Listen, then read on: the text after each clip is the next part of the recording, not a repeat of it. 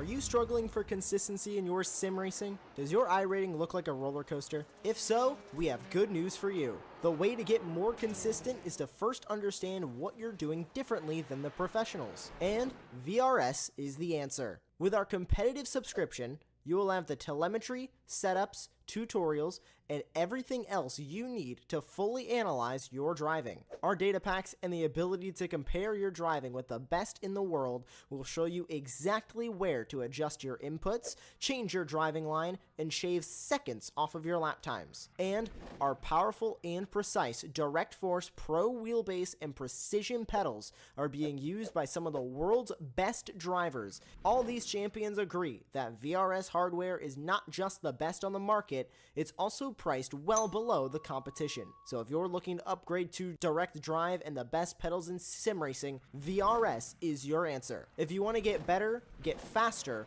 and make it happen sooner rather than later, you owe it to yourself to find out why so many people are switching to VRS. You'll be so glad that you did. Visit www.virtualracingschool.com and learn why the best use VRS.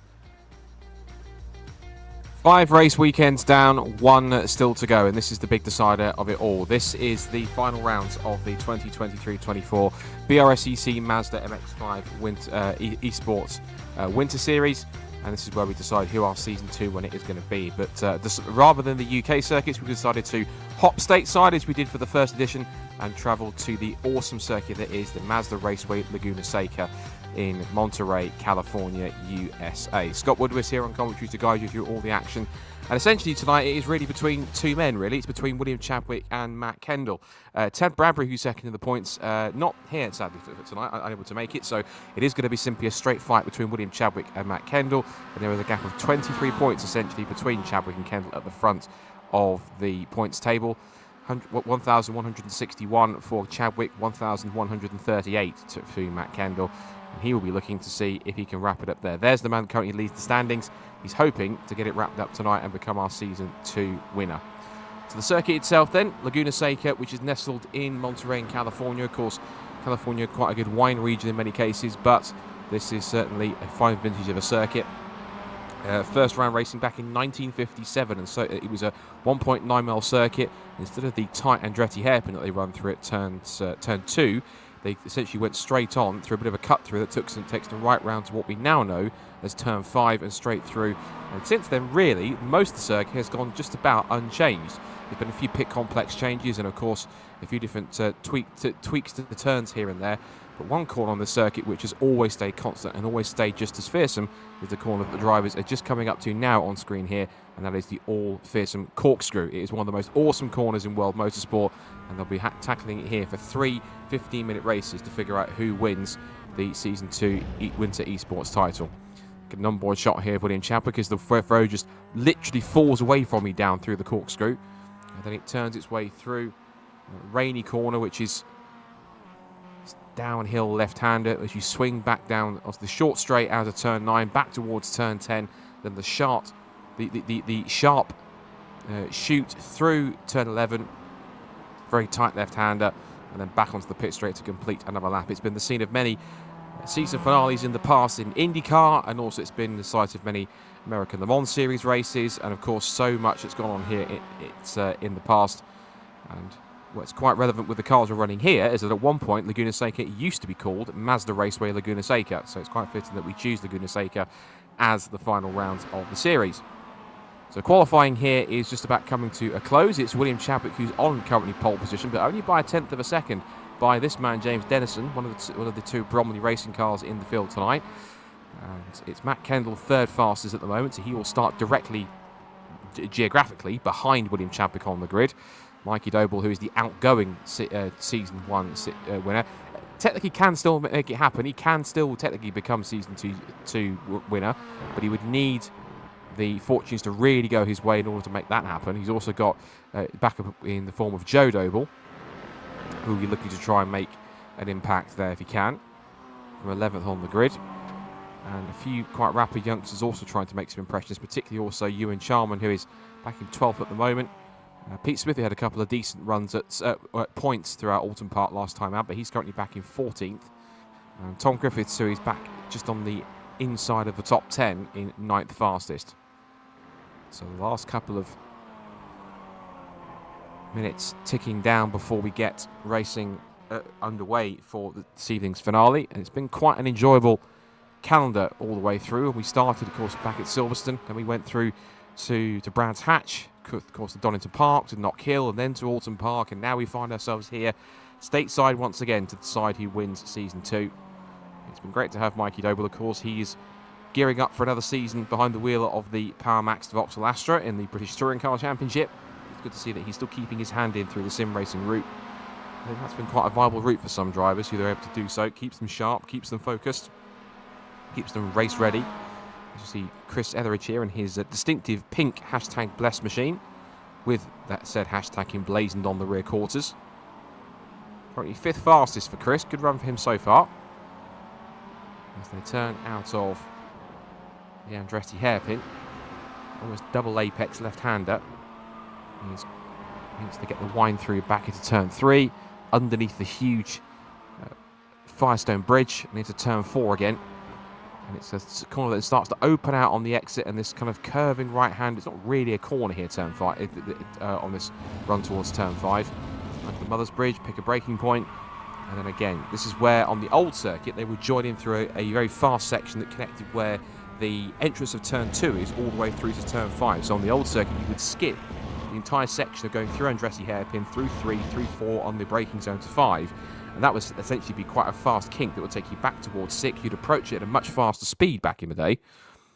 And then once that was through 6, up the Rahal straight, and then into turns 7, and then turns 8 and 8A, which is the corkscrew.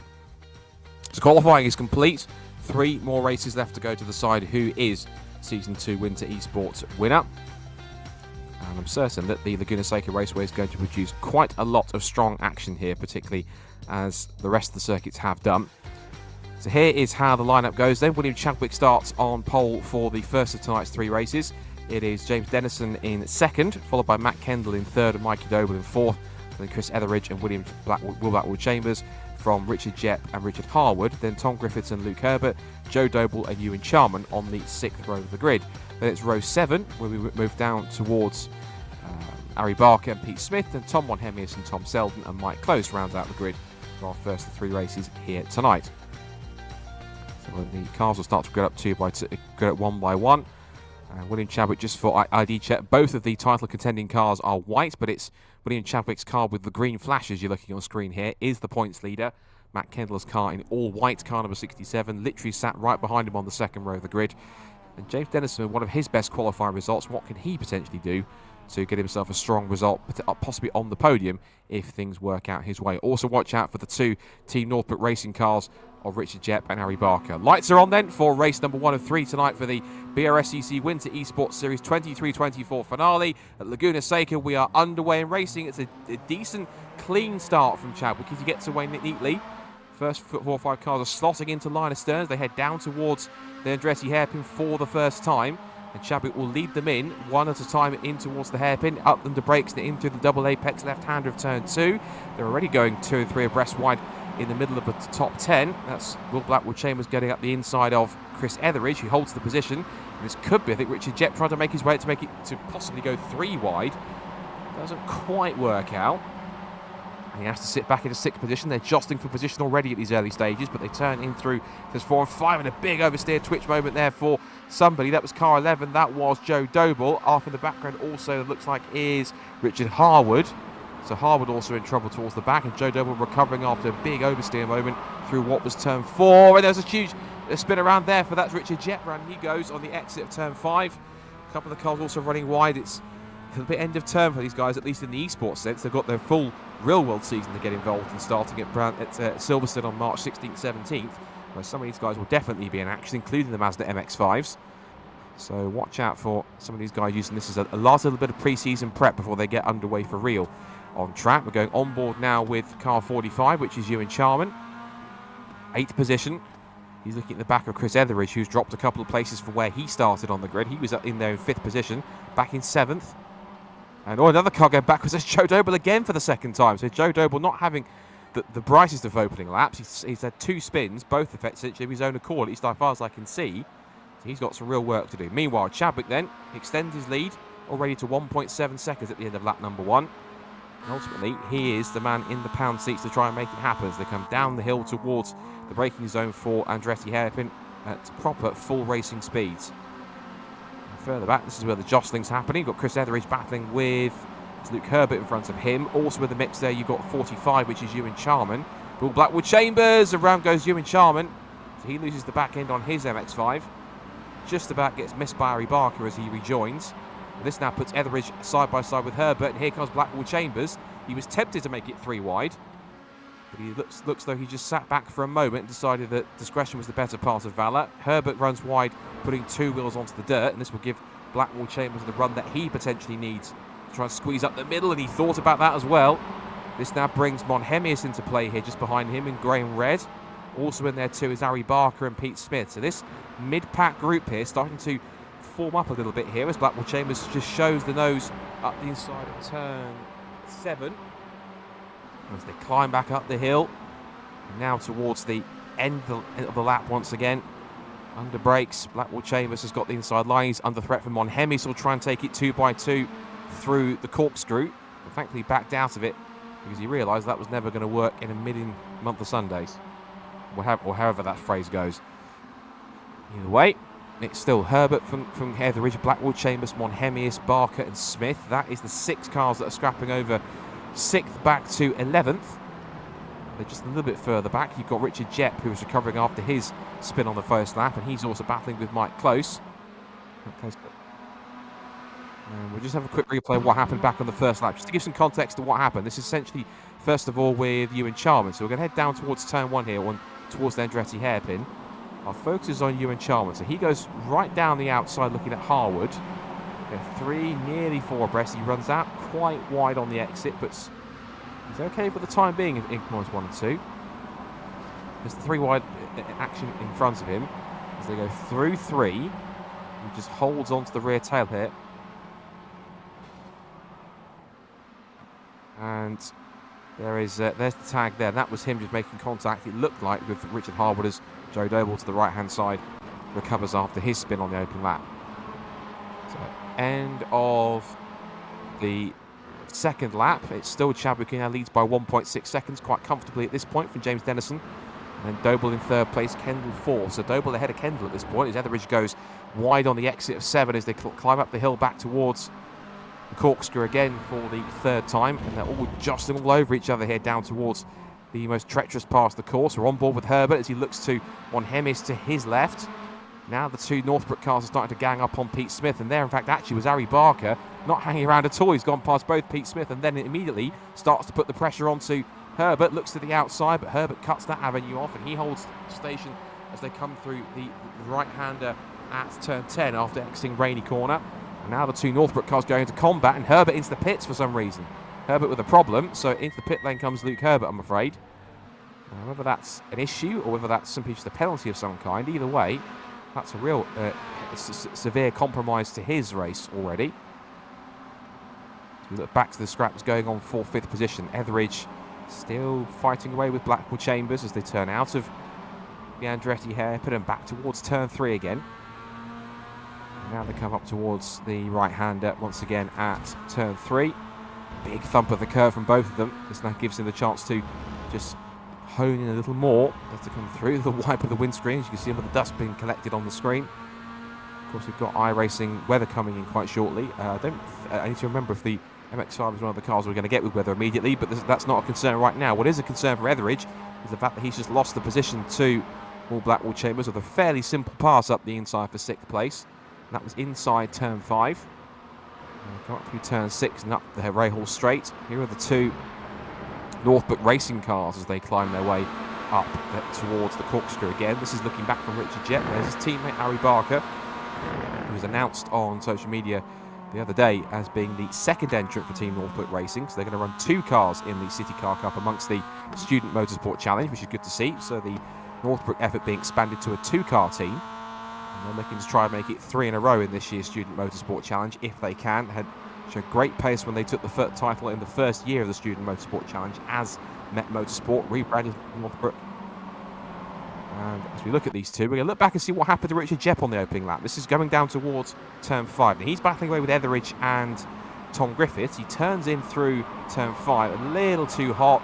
And the simple question, did he jump or was he pushed? Sadly, did it all by himself. He did a complete 360, straight on the loud pedal, and back underway he goes. But he's right to the back of the field and giving Joe Doble a free pass to get back up to what would have been 16th position. So race heading towards half distance now. The two Team Northbrook cars are jostling for position. This is over 9th and 10th place. Here's our current race leader and of course points leader on top of that. So Will only just needs to kind of keep it nice and cool and collected. And essentially he can at least touch wood, be on course to secure that Season 2 title. At the moment, in terms of what he'll score. So he'll score 100 points. Plus he also has the fastest lap of the race. So that for him will give him 101 points from this race. Kendall, meanwhile, so far sits in 4th, so that's 94 points for him. This would extend Chadwick's lead now to 30 points, effectively. Mikey Doble is currently would score 96 for where he is in 3rd, which means that he closes in. He would in fact leapfrog into 3rd place, given that Ted Bradbury sadly not here tonight. Also, 98 points currently for James Dennison. That puts him on 1,148 if it stays as it is. So that will also see him leapfrog into 4th. So there's some jumping going on in the top 5 in points here with these positions. And Doble, in fact, is closing in on Dennison. In fact, and a mistake there or a slowdown for Chadwick has brought Dennison into play now. You can see that he's right up onto the tail of Chadwick, coming down towards Andretti hairpins. So the lead that Chadwick had has been, quite frankly, severely evaporated. It was about 2.5 seconds, but it's now closed down to about 0.3. Yeah, the other thing I can think of is unless Chadwick's backed off a tiny bit and figured, well, I might as well have a bit of a play whilst I'm out in front here, but of course that brings its own risks. So up through turns 3 and 4 underneath the Firestone Bridge. Dennison having a really strong run towards the end of the season here in the eSports series. Now they come back towards turn 5 under the Mother's Bridge, and again you can see Dennison just going a little deeper, a little tighter into the corner to try and put himself into Chadwick's mirrors, because he knows he can try and force a mistake if possible. This could really play into his favour here if he can make it happen. Through turn 6, little dab of the brakes. You can see the speedo on the bottom right there to start to climb the hill. He's in the slipstream, about 95, maybe 100 miles an hour before they hit the top of the crest. And then just on the outside line, he's forcing Chadwick to go defensive. He's off the racing line here. Manages to gather it back up neatly through the corkscrew, under the WeatherTech Bridge and in towards Rainy Corner. And this now battling is also bringing in Mikey Doble. He's not letting this eSports title go without a fight. And playing his cards right, he might even still end up on the podium in the top 3 at this rate. He's had some up and down races at points, but when he's been on it, Doble has been one of the fastest men out there. And whilst he may well have not quite yet won a race this season, he hasn't. No, in fact, the best result he's had was back at Brands Hatch and also at Knock Hill. We scored a couple of second places. So he has been on the podium a few times and scored a couple of second places. But a victory this year has since eluded him, and that's because the quality of the racing so far, the quality of driver, has been really substantially improved. Of course, William Chadwick and Ted Bradbury have been part of that.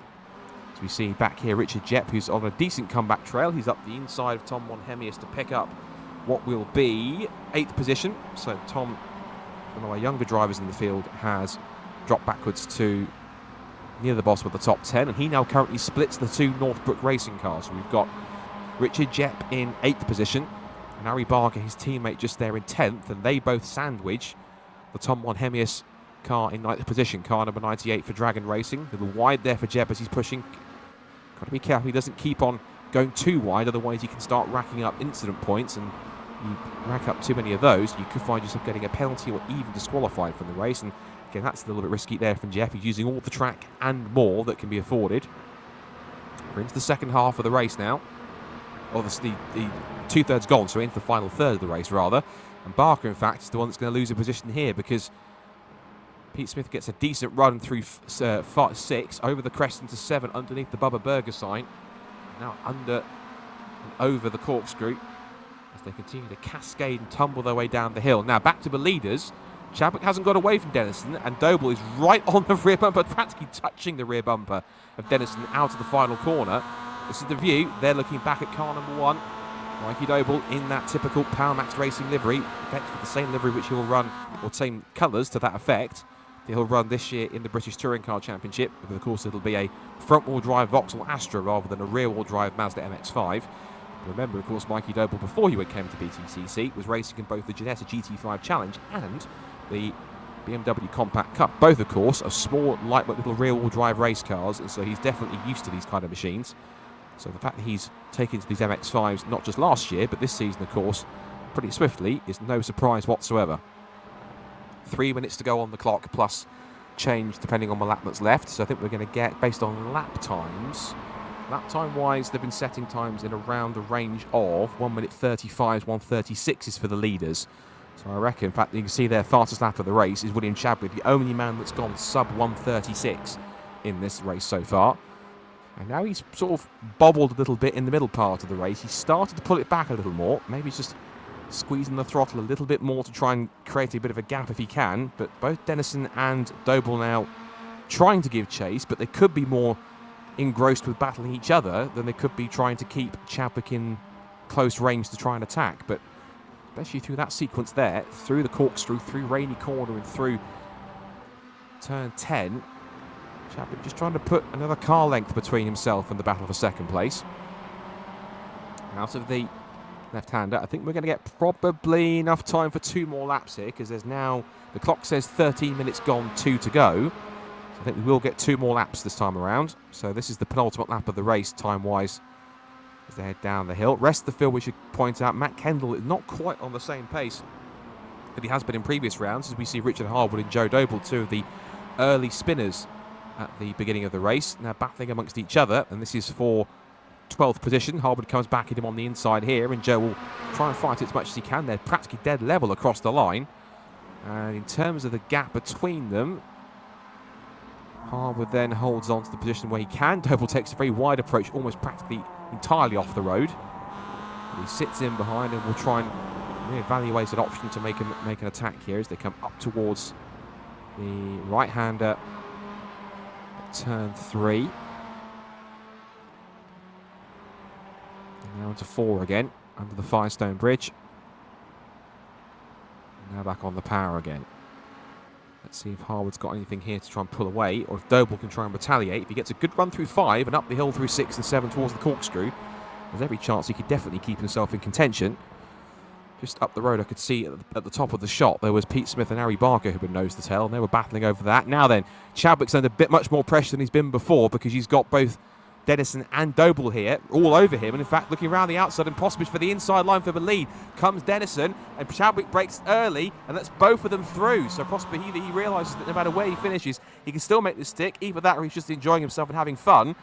Tell you what, heck of a time to have fun when he's on course at the moment, at least. That's the key phrase. At the moment to become Season 2 champion, but he's now boxed in. He's got Doble to his right, Dennison right in front of him. They're 3 wide almost down towards the Andretti hairpin. Dennison takes the deep approach to try and hold the inside line, and Chadwick just nibbling away at the Bromley Racing Car's bumper. But now he finds himself under severe pressure from Mikey Doble, the number 1 car, all over Chadwick as they come through turn 3 under the Firestone Bridge. This is the last lap battle here. I wonder if all 3 have just been keeping their powder dry a little bit here to try and give themselves a last-minute gasp battle to the line here. Under the bridge. And Chadwick, look at that. Car's moving around, and Doble with a huge send up the inside. He just tried to pull off the dummy. Couldn't quite make it stick, and Chadwick kind of darted to the outside line to try and put Dennison off, but that simply opened the door for Doble to take a huge look up the inside and couldn't quite make it stick. And he's now dropped back by about a car length, which now puts him at risk of falling out of contention for the victory. Over the crest here towards the corkscrew, and Chadwick dares to go round the outside. Can he get the switch back here? They touch, they tag a little bit through the corkscrew. They're still nose to tail, all the way down the hill, looking up the inside at Rainy Corner. That's a big pass if he can make it stick through Rainy Corner. He's on the outside line for turn 10. This is going to be the sprint to the flag here. Round the outside, looks. Chadwick can't get it done, but he's got the inside line here at the final corner. Is it going to be a last corner pass? 3 abreast into the final corner. That shouldn't work. Chadwick gets the pincer movement. On the inside goes Doble. He might win the drag race up towards the line. Doble slots back in. Chadwick holds on just about. After leading most of the way, a severe last lap battle heads to the checkered flag, and Chadwick only just wins by 0.172 of a second. How about that? 3 wide into the final corner at Laguna Seca. That shouldn't work, and technically it didn't, but Chadwick managed to just about hold on. And Doble managed to really steal second place from Dennison when he wasn't even expecting it. And Dennison, I think, had the inside line opened up anyway, given the fact that Chadwick was there to his left. And as Doble tried to make the move, he almost caught Chadwick in a pincer movement, and Dennison was the one caught on the outside, trying to stay out of it and avoid any contact. So an extreme finish in the end there for the top 3 at least. That was a very entertaining first battle in the end anyway. So we'll look at the results then to finish things off. So it's...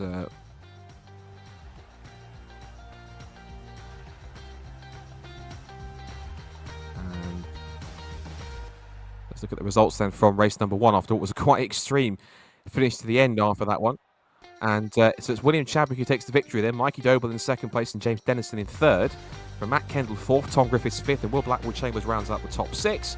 And it's Chris Etheridge, Richard Jepp, Tom Monhemius and Ari Barker rounding out the top 10. And that's followed by Pete Smith, Richard Harwood, Joseph Doble and Tom Selden. And then we had some issues for Luke Herbert. He pitted early in the race, followed by Mike Close and Ewan Charman.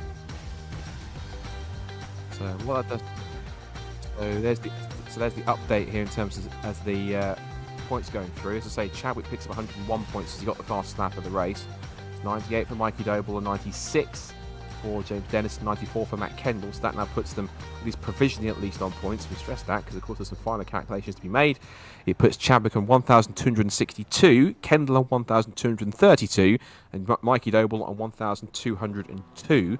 But we'll see if they can improve on that anymore. So, is it going to be a tougher task for Chadwick this time, or can he possibly pull away and make it an easier race 2 task this time around? The lights are out. Race number 2 is underway as the green flag flies at Laguna Seca, and this time Doble wastes no time in slotting in himself behind Chadwick, who takes a slightly wider approach off the line. This might give the door open for Doble here down towards the Andretti hairpin.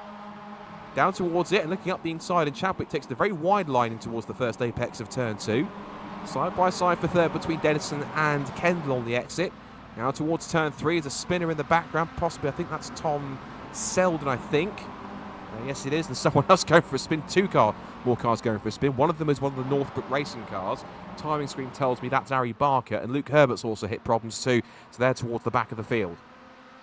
Out of turn 4, Monhemius running wide in the background on the dirt, but the leading back down towards turn 5 here, and it's Chadwick who currently again leads the way. Doble in second place, Dennison third, Kendall 4th. He's not quite got the same pace as the top 3 it seems. He really needs to see if he can stay with the top 3 here in these early stages, but not quite showing the same sort of pace that he was on the UK circuits. Laguna Seca, of course, is slightly more unfamiliar to some drivers, but of course those who are more regulars in iRacing and racing on these kind of circuits and these kind of sims will have a bit of knowledge of Laguna Seca, as it's a fantastic cascading shot to watch the cars just tumble down through this blind, huge drop through the corkscrew, and all the way now down towards the Rainy Corner. And Chadwick running very wide. They're all running wide, the first 3 or 4 cars. That's going to be, I think, severe penalty points for them, or driving penalty X's. They'll get. So that would be some warnings for them. End of the first lap, and it's Chadwick who still leads. Doble in second place. Dennison under big pressure from Kendall this time. So Kendall much more on his toes now for race number 2. Which is letting Dennison be a little later into the braking zone so that he can get a nice tidier, tighter run through the Andretti hairpin. Rest of the top 10 sees Griffiths in 5th, Blackwood Chambers in 6th, Jepp in 7th place. He's had a better first lap than race number 1, but he had that spin exiting turn 5. Then it's Etheridge, Monhemius and Doble the top 10. So Joseph Doble also surviving lap 1 without any dramas. And it's Ewan Charman, Pete Smith, then Close, Selden, Barker, Harwood and Herbert. That's the 17 cars that are in the mix here in race number 2. So The leaders head their way out of turns 5 and 6. Chadwick was a little wide there, but we'll come back to that in a second. See if we can try and figure out what happened to Tom Monhemius. We're looking at his view. The leaders come through. Chadwick took that wide line in, and see there Tom Monhemius, a bit of a concertina effect, because it was Monhemius who tagged the side of Chris Etheridge's car, and that looks like Pete Smith and Ari Barker getting together. So that was Smith rejoining, Ari Barker in the mix. It looks as though I think that Tom Selden possibly had a pit lane start, and Luke Herbert had a spin all on his own, by it seems he was right at the back of the field with not much going on. So leaders out of turns 9 and 10 for the second time. Doble this time is choosing to put the pressure on pretty early here. He's deciding to let William Chadwick know that he's in the fight for this. And James Dennison will try and see if he can hold up Matt Kendall if he's got any pace to do so. Still, Tom Griffiths trying to keep the leaders in check in 5th position. It's 6th for Jet. Remember, the top 10 gets reversed for race number 3. So if you finish in 10th, you'll start on pole for the final race of the season. Out of the Andretti hairpin. And these guys really have been this kind of leading group. It's been getting bigger and bigger, but these kind of 5 cars, at least for the ones that we have here, they've been that consistent leading pack that's been getting closer and closer as the season's gone on. And it certainly has worked out pretty well. So out of turn 4, wide there for Jeff. Is going to give Blackwood Chambers the chance to get a slingshot, possibly down towards 5. He's in the tow. Not thinking about a dive just yet. Going on board with Wilt, former Mazda MX-5 Super Cup champion himself in 2022 in the Pro Class. And he's now on the tail of the 2-time defending Student Motorsport Challenge champion within the City Car Cup, Richard Jepp. So there's, of course, a good diversity of drivers from different BRSCC Formula and series in here. Little crest, and under brakes again, down towards the corkscrew. Again, you see the working away at the wheel there for Blackwell Chambers, trying to find the run. Again, a little bit more dust on the screen, just a little flick of the windscreen wipers just to clear his visibility. And now towards turn 10. He's got Etheridge just behind him in 8th position in the hashtag best car, and that's going to be, I think, an easy pass for Blackwell Chambers, on paper at least, because Richard Jett slots back in behind the former MX-5 Super Cup champion, and now he's under a big threat here from Etheridge, who gets the run. Let's just look at the replay of what happened. We're going on board with Jet here, just going through. Now, he does catch the curb on the inside, but that's not the corner he's worried about. It's turn 10 here, just turns in. There's a small twitch, and it's the clip of the curb on the inside, which kind of denotes the apex. That's what threw him offline and spit him out the other side on the dust and dirt on the exit of the corner, and that's what's pushed him backwards now, under pressure from both Etheridge and Tom Monhemius. They're scrapping over 7th place.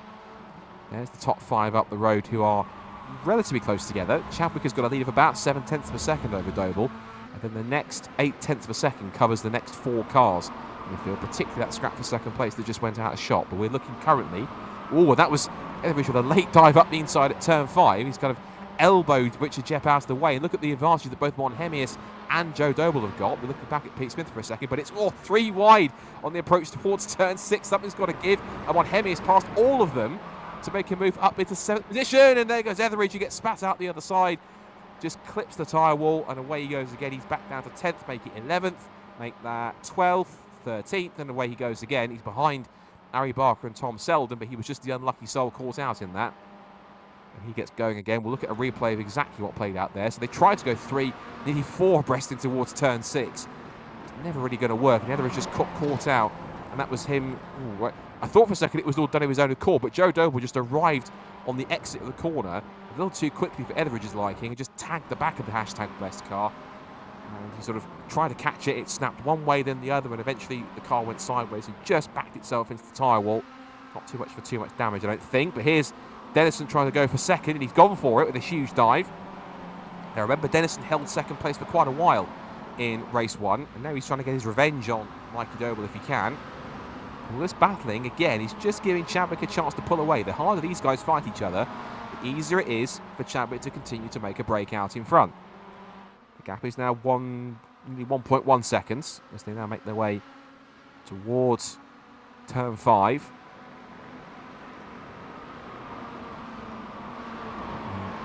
Dennison is just under threat again from Doble, who must have been millimetres away from just nibbling the rear bumper of Dennison's machine through turn 6.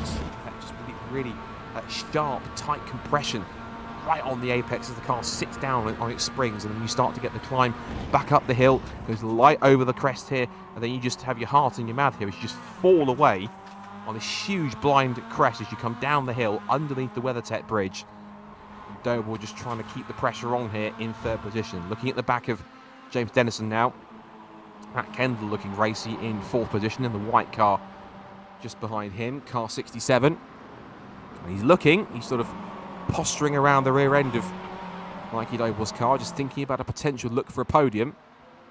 Now, in terms of point score, well, Matt Kendall has the fastest lap of the race, and he'll get the bonus point. At this point in time, it's 100 points to Chadwick. It's 98 to Dennison. It's currently 96 to Doble, but for how much longer depends on whether Matt Kendall can send it round the outside. He'll get 95 points currently for finishing in fourth. And then Tom Griffiths is just behind him in fifth position. He'll get 92 points, which means this will put Chadwick onto 1,362 compared to Matt Kendall on 1,327 and Mikey Doble on 1,298, which means it gives a slightly more comfortable cushion for Chadwick to be in front by about, looks like, I think that's 55 points or so, 60, 65 points. So come out of turn 5 and 6, and you can see Dennison just causing Doble and Kendall to stack up a little bit. It might just give a chance for Griffiths to get involved. Here's the feedback from Dennison. You saw there, just right on that, the huge dip on the corner apex of turn 6, the way the car just sat down on its front springs, almost scraping the ground a little bit. And then here you can see it goes very light over the crest. You can see where the suspension goes up, and you get huge positive, then negative G, lots of different loads going through the car through that point of the circuit. Continues to tumble down the hill back towards turn 10. And Doble is certainly trying to push as hard as he dares here. He's trying to force Dennison into a mistake. He dips a wheel onto the outside dirt, but I think that's okay. And all this is allowing Chadwick to pull away here. 1.8 seconds to the good, and Dennison runs wide over the curb, and this could be the momentum that Mikey Doble needs. He gets the run up the hill, over the pit straight, and over the crest towards Andretti hairpin. Kendall tries to go with him and get the push. Dennison tried to go across and take his line, but he might not be able to do it because here comes Kendall up the inside to go for one place, nay, possibly two.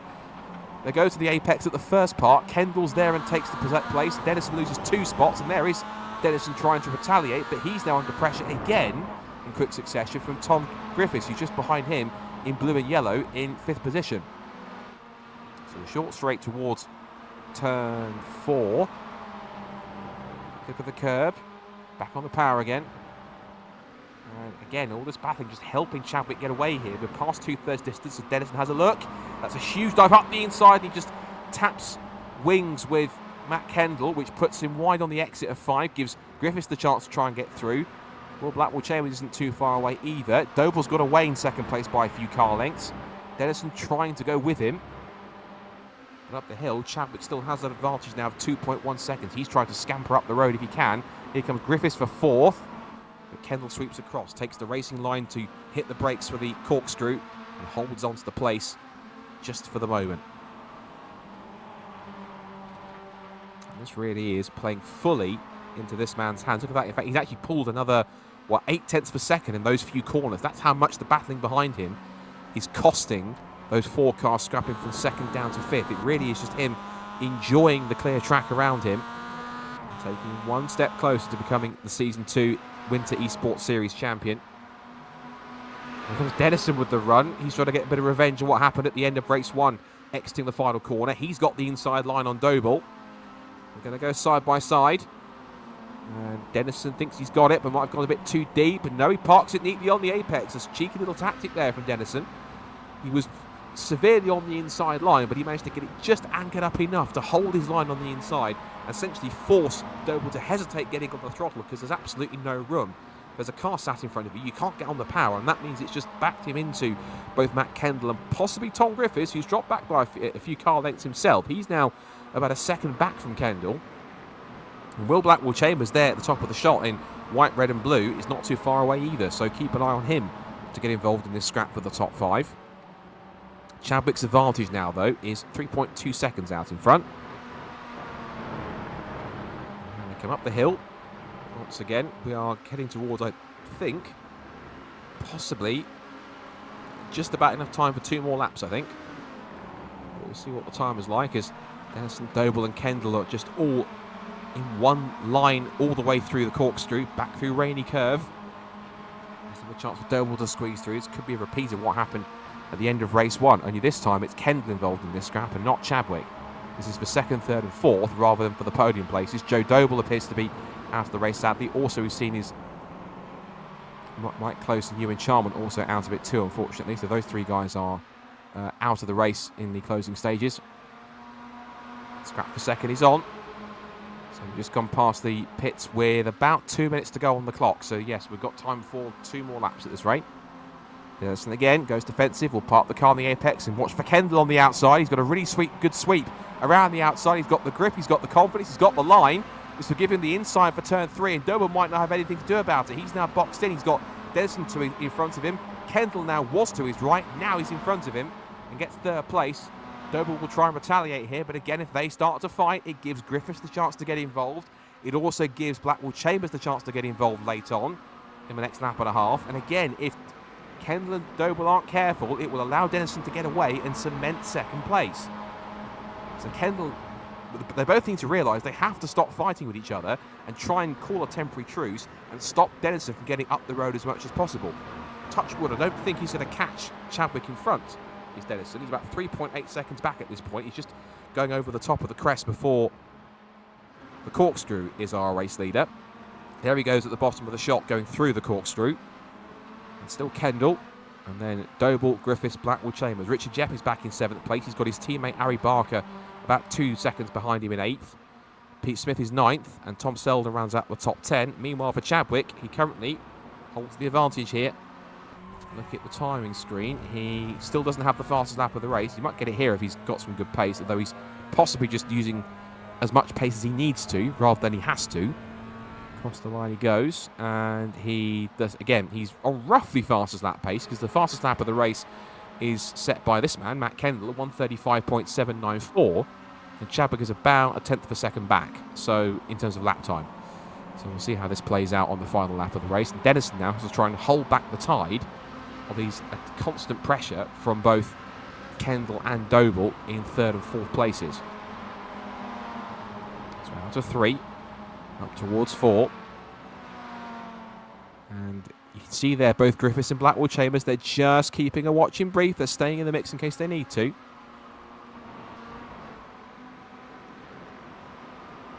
Now we come back towards the end of the final couple of the final lap pin. It's side by side between Kendall and Doble, it seems. They come up the crest and towards the left-hander at turn 6.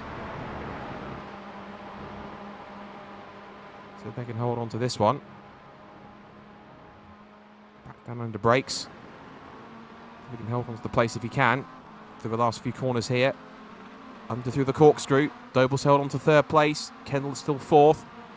And again, Griffiths and Blackwell Chambers are just about keeping in touch, but they come up towards the final couple of turns to set the checkered flag. And despite the battling for these 5 drivers, it's going to be the man out in front who will take his 2nd win of the night, and he's practically putting one hand on the eSports title this evening with 1 race still to go. Up to the checkered flag, William Chadwick will once again take victory in race number 2, and the weave of celebration is evident. It's 2 from 2 so far on the finale evening here at Laguna Seca. It's then 2nd for Dennison, 3rd for Doble, and 4th for Matt Kendall. And does he keep the fastest lap? He does. So that's now point scores. 100 for Chadwick, 98 for Dennison, 96 for Doble, and 95 for Matt Kendall. So interesting enough for those guys.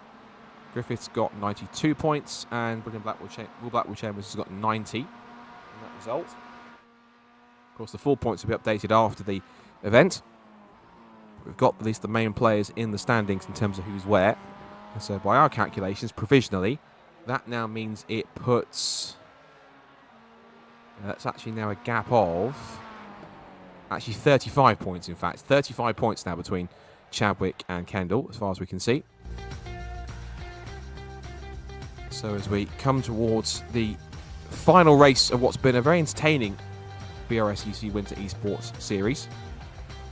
Of course, we come to the end of the esports activity. We're getting close now to the start of the real-world activity, which is getting underway in now less than a month's time. It gets underway at Silverstone on the international circuit.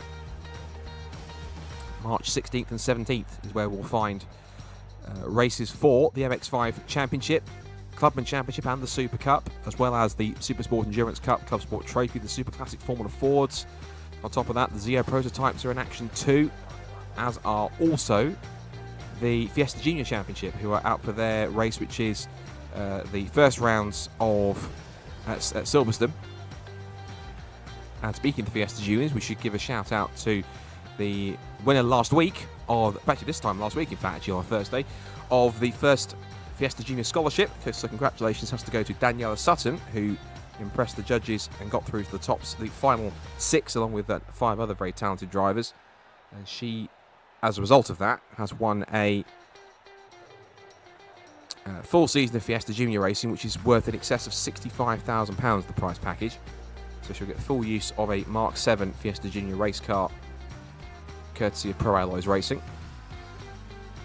We've got the first round of course on March 16th, 17th, and there's more action coming up with races at Snetterton in April, and next after that we've then got the opening rounds of TCR UK, which are happening on April 13th and 14th, amongst other rounds on top of that. So lots of action going on. If you want to find out all the different championships and series that are racing this year, and also the calendar itself, you can head to the website, which is brscc.co.uk, and find out more information. It's set to be another entertaining season all round for those competing in the various championships and series.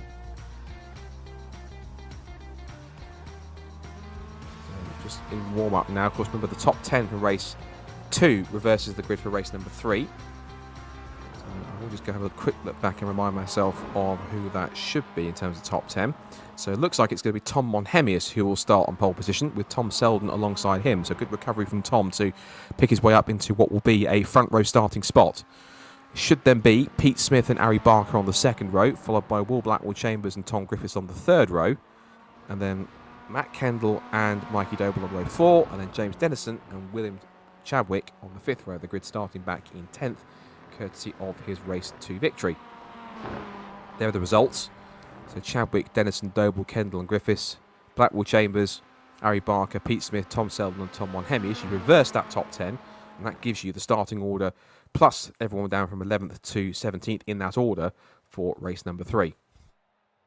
So the short little 5-minute warm-up is just about complete, which means a couple of minutes still to go, in fact, so we've still got a bit of time. Whilst we do have a bit of time, let's just give some thanks to those that have made this eSports series happen. First of all, thank you to all the drivers and team that signed up throughout the 2023-24 season for taking part and supporting the series, so for supporting BRSCC, for supporting its efforts into eSports, and of course for being quite an active little community of drivers that certainly have enjoyed themselves. And it's now 2 years in a row we've done the eSports series, and they've always seemed to have enjoyed themselves and be a part of it. And it's a good chance for them to race against drivers that they wouldn't normally interact with or even race with on track from different series within the BRSCC Formula roster. So that in itself is quite an impressive feat in nonetheless. Thanks also to everyone who supported and done their bit, particularly Will Blackwell Chambers and Matt Kendall, as Tom Griffiths goes for a bit of a spin, exiting turn 3. Thankfully that's only the warm-up rather than anything in the race. But thanks to Will Blackwell Chambers and for Matt Kendall for their efforts in adminning and looking after the eSports series throughout the season, and for their efforts, so well done to them. Thanks has to go, of course, to Apex Racing TV, who have been broadcasting everything for us throughout the season, throughout the end of last year and the beginning of this year, to get things done. And thanks also, of course, to Hydro Race for supporting the series, as well as, of course, iRacing for the platform, and one or two long-term BRSCC partners, including Run Your Fleet, of course. So be sure to go and check out runyourfleet.com for them as well. So things to be excited about for the 2024 BRSCC season. And again, we're just getting right to the end of that off-season now. It's been a long winter ever since racing finished essentially right at the end. Well, for BRSCC, it was right in the middle of November at Race of Remembrance, and then the months seem to have flown by in this off-season. All the way through December, through Christmas and New Year, and now we're back to the already through January and February towards the end of it now. And already come up towards a quarter of the year gone, which is quite something to think about. So, the grid then is getting itself set for race number 3, and there it is. This is the final grid of the last race of the 2023-24 Winter Esports season. It's Tom Monhemis who will start on pole position, with Tom Selden alongside him. Then it's Pete Smith and Ari Barker from William Blackwell Chambers and Tom Griffiths. Then Matt Kendall and Mikey Doble, James Dennison and William Chadwick, who essentially just has to finish pretty well and try and maintain that 30-point gap if he can, which is almost just about assured, I think, to essentially pick up the 2023-24 eSports title. Then it's Etheridge and Harwood in 11th and 12th place. And then the rest of the grid is going to be Jep, Herbert, Doble, Joe Doble, in fact, Ewan Sharman and Mike Close. So, the time of day in the sim now set down to a pretty low point in the sun, and as the sun starts to set on the eSports series, race number 3 gets underway for the final race of the 23-24 season. And Monhemis gets a strong start from pole, who covers off the advances of both Selden and a fast-starting Pete Smith. Smith is looking to the outside for second place. His quick start also for Ari Barker puts him to 4th, and here comes Blackwell Chambers with a move. He's looking for 4th position. Smith backed out of it, so he's now dropped back down to 6th behind himself and Barker. They're jostling for positions, and Chadwick's in the mix here as well. So is Kendall, and Chadwick already going up the inside of Kendall to make a move. That was before 8th position, and Doble's around. Mikey Doble's gone sideways. I'm not sure if he was tapped by Dennison at all or not, but he's now to the back of the field and in 17th place with work to do. A couple of cars running wide, including William Chadwick, but they're coming down towards turn 5 at racing speeds for the first time, and Blackwell Chambers on his toes, going up the inside, or having a look at least at Tom Monhemis. Out of 5, up the hill now through the gears, looking one way, then the other, trying to possibly make a move here as they go on the brakes and turn to the left-hander. Now the climb up the hill, over the crest towards the corkscrew for the first time. Harwood there running wide on the exit of 6, but he recovers well into the corkscrew. Still Monhemis in the lead. Blackwell Chambers, and Monhemis loses it right in the compression at the corkscrew. Round he goes in front of everybody, and thankfully they all avoid him. And Will Blackwell Chambers effectively gets just given a free pass into the lead. The Monhemis continues on, but that's the nature of Laguna Seca. It's one of those circuits where you cannot afford to take any liberties with it. And if you do, not only does it bite back, but it bites hard. Let's look at a replay of what happened there then. So back at the corkscrew, so Monhemis, I think he just went possibly a bit too hot on the apex of the second part, right at the bottom of the compression. He went over the curb. Yeah, just catches the inside curb, and round it went. And thankfully, that's good avoidance there from Tom to ensure that he kept to the outside and let everyone go through unscathed. He slots in behind what was Mikey Doble. He's gone back through in 13th position. The lap number 2, and you can see there Kendall having a bit of a scrap here now. Is that Kendall? It is Kendall. And that was Will Chadwick going straight round the outside of Harry Barker. Round goes Chadwick. Chadwick gets tapped by Kendall. Both the main title contenders are off at turn 3. Now, I think Chadwick should survive and carry on, but I think for Kendall, is that his season over prematurely? If it is, that's a real shame. Let's look at what happened here. Now, they were jostling for third here between himself and Barker. Has a look up the inside. And that was a bit of a chain reaction, unintentional chain reaction, I think. Barker had a look up the inside. He kind of spooked Tom Selden a little bit. And then, as a result of that, Selden went a little too deeper than he expected. There's the view looking back at it. Selden was a bit too deeper than he'd like to have been, because Harry Barker was looking up his inside, and then Kendall just saw it happening in front and just had nowhere to go. It was happening right in front of him, and the car just almost magnetised him towards it. And Kendall, sadly, looks as though that's going to be a non-finish for him, which is a real shame, given the fact that he was looking in such good form. So unfortunately, it's not the way he wanted to end his eSports season, but I think he should still hold himself in a roundabout, I think, in the podium places, but we'll see how the points shake out in the end. So at the moment then, Chadwick is back in 13th position, but it's not going to change the gap between himself or Kendall. But Chadwick's in the pit lane also, so he's going to be down the order. In fact, he might even possibly choose to call it a day there as well. If that's the case, both of them. And of course, there are drop scores here, so they will get points back if they don't score anything. So Kendall out of the race means he scores a 0. He does gain points back. He gains points back to 1,411. Oh, that's interesting. In fact, actually, that might actually is that going to work out in? Now this is interesting because Chadwick can get back out. If he can get back out and still finish and fix whatever damage he's got, as there's more incidents going on, he can still get the points he needs. In fact, he's going back out. That might have been a fast repair, and he's out in 13th. Now 13th will give him 86 points, which means I'm not sure if he gets any. Does he get any points back at all or not? He may or may not, but if he stays where he is now in 13th place, he's right at the back of the field because we've got no Joe Doble, no Mike Close, and no Ewan Charman in the field either. So That puts him on 86 for 13th. That means if it stays where it is, Chadwick will get 1,448 and would still win the eSports title, but he needs to carry on and essentially finish the race unscathed. He's 30 seconds back from the lead, so he's got plenty of time to maybe close the gap in or at least drive on his own and just do it unscathed. This now gives a glory run for both Will Blackwell-Chambers and Tom Griffiths, because they're now in the fight to possibly get one of their first wins of the season. So it's now between Griffiths and Blackwell-Chambers. These two will do battle in real life for the MX5 Super Cup this year. So we'll see if they can give us an early preview of what we could expect in 2024. Selden behind in third place, runs wide over the curb. He's having one of his best runs of the season. He's got the two Team Northbrook racing cars getting involved. I don't think he expected the Team Northbrook Inquisition, because here comes both Barker for third place and Jet for fourth if he can manage it. Barker's got the inside line, Selden going at it. These two, of course, had a bit of a brief encounter on lap 1, and that was right at turn 3. And now Jet actually slots into what is now fourth place. Barker's up to third, so both of the Northbrook racing cars into third and fourth positions in tandem with two teammates. And what's happened to Selden? Where's he gone? Selden's gone, listening to Selden disappeared. Now his car was, he's a sim racer, so his car was flickering, so I'm not sure if it's possibly an issue with his connection, possibly. There's a crash, it could be an incident. Let's try and find out what happened. So this is now looking back at Selden. This is the setup to it. So Harry Barker was up the inside, and Selden had the outside line, so he tries to defend it here.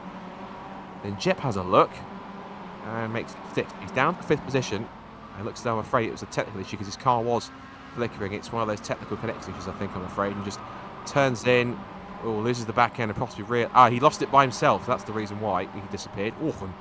If he backed away too much, he might have gone inside of Chris Etheridge, but thankfully he didn't. And thankfully he got away with that pretty much unscathed, but he's right down the order into what is now 12th. Has he got 12th position. Now Matt Kendall's got back out into the race as well. Now he's down in 14th. That'll give him, Kendall gives him 84 points. But it's not going to change the order because that's one of his lowest scores of the season anyway, which means that he will still end up on 1,411 points in the end. Now Chadwick is still in 30th. That will still give him 86, which means that it's not going to change the direction of how that's going to run. Doble, in fact, actually is up to 4th, so he's running on 94 points at this point. And in terms of the fastest lap of the race, that's gone to Mikey Doble as well, so that's an extra bonus point for him. And this will put him on 1,393. And Dennison is currently sat in 7th place. That will then put him on... that's further back, in fact, actually. So I've got my numbers completely wrong. It's 76 points for Chadwick, forgive me. 76 for Chadwick, 74 for Kendall, but again, doesn't change the numbers because it's one of their worst results of the season, both respectively. Dennison, meanwhile, I'm working this out on the fly here, so give me a second. It's 86 points for him. That will give him 1,330. So in terms of the top 4 or 5 places, you're looking at Chadwick from Kendall, from Doble, and then from Dennison by the looks of it. But we'll keep an eye on that, see how the rest of that plays out. So up the hill, past half distance in this final race of the season. Still Blackwell-Chambers from Griffiths, because Blackwell-Chambers will get the 100 points for the win if he can, and Jet was a bit wayward there through the chicane. Gives Doble the free pass to 3rd place. That now puts him on to 97 points for this race, because of course he gets the fastest lap of the race, plus the 96 for 3rd if he stays there. Again, doesn't change the position, just an update on points.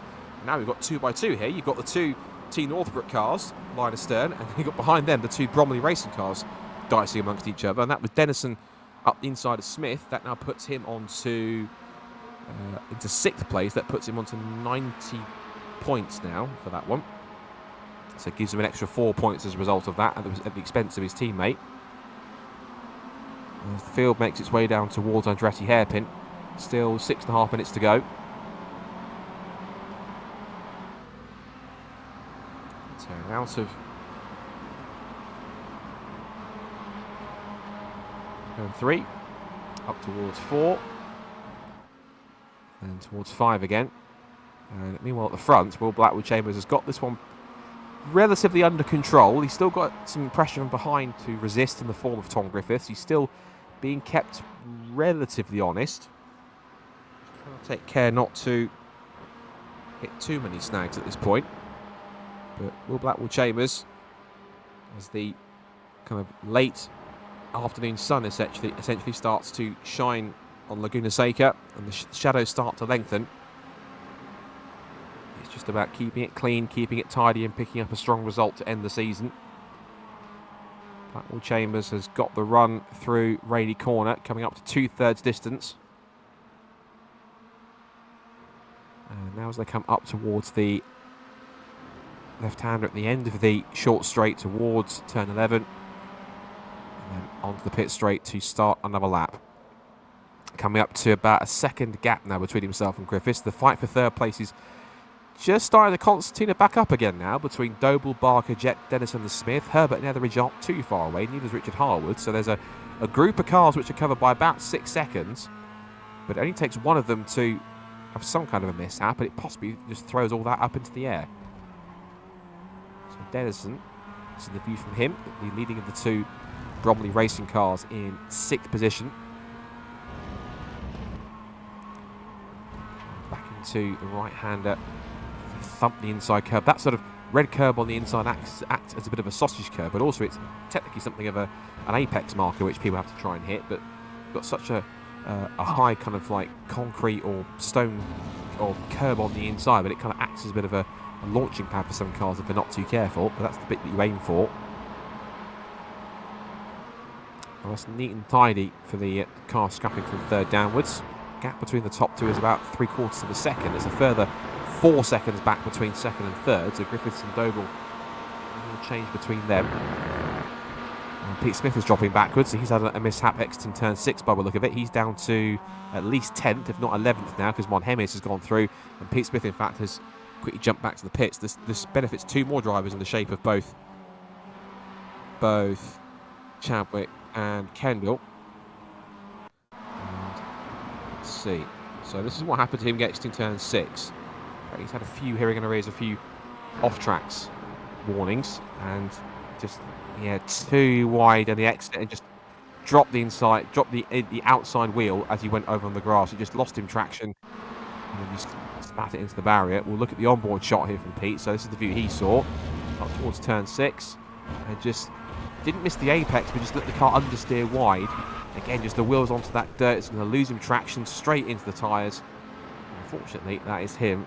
Essentially, his eSports Series season, effectively, for all intents and purposes, over. His teammate there, Dennison, is continuing on, still upholding honours in 6th position. But this benefits, of course, 2 more drivers in the shape of both William Chadwick and Matt Kendall in terms of points. This now gives... this now gives 78 points to Chadwick and 76 points to Kendall, but again doesn't change the outcome in terms of drop scores, so everything stays as it was, but just a few more points gained for the record for their overall totals. Now Jeff has got a wheel-to-wheel battle here with Dennison. Dennison's got the inside line, last of the late breakers, gets the apex right at the opportune time through the top of the corkscrew and into 5th position he goes. And 5th position for him. And now they come into the right-hander. And that's Pete Smith rejoining. And he does so just in front of a recovering Matt Kendall, it seems. So Pete Smith actually comes back out after his fast repair and actually demotes Kendall back to 14th. So Kendall actually is only going to score at this point 74 points rather than 76 rather. But he's quite far back. And this at least, still, whatever happens, cements 2nd place provisionally at least for Matt Kendall. He's been one of the stars of the season, has Matt. Has had some really good results throughout the year. And lots of podiums. He has taken a couple of wins. His best win of the season, he's taken 2 wins, in fact, throughout the year. His best win has to be that last gasp sprint. I saw Apex Racing TV put it out on their social media channels, that fantastic last lap, last corner sprint to a line between 4 of them for victory at Donington Park. That was one heck of a victory for Matt Kendall, who just fended off any squeezing and advances from William Chadwick to defend the place on the run to the checkered flag. It was a great run throughout everything else. It's been incredible to watch. Now, Will Blackwell Chambers, of course, has looked strong at points, but it's had quite a bit of an up and down season. Had points where he's had bad luck, points where he's dropped to the bottom of the top 10, points where he's been up there towards the podium places. At some circuits he's been stronger, some others he's had some work to do. But he's certainly worked pretty well. Tom Monhemius. Just getting areas, he's had a bit of a rather large off-track as Tom Monhemius. We might get a replay of that if there's anything to look for. And so we can look back and see what the reason will be. This is what happened here. This is back at Tom. This is back at turn 5. So makes the approach, brakes and turns in. Takes the apex neatly. Car just understeers wide on the exit. Just a bit of an off-track for him. And this is now down towards turn 6, and nothing doing there, it seems. And there is Tom carrying on. Leader's taken the white flag, so the final lap of the season is underway. And it's a 1 second gap between Will Blackwell-Chambers and Tom Griffiths. Mikey Doble looks like he's just about set in 3rd place. For 4th, it could be anyone's guess, because Dennison, Barker and Jepp are going to take this one right down to the flag.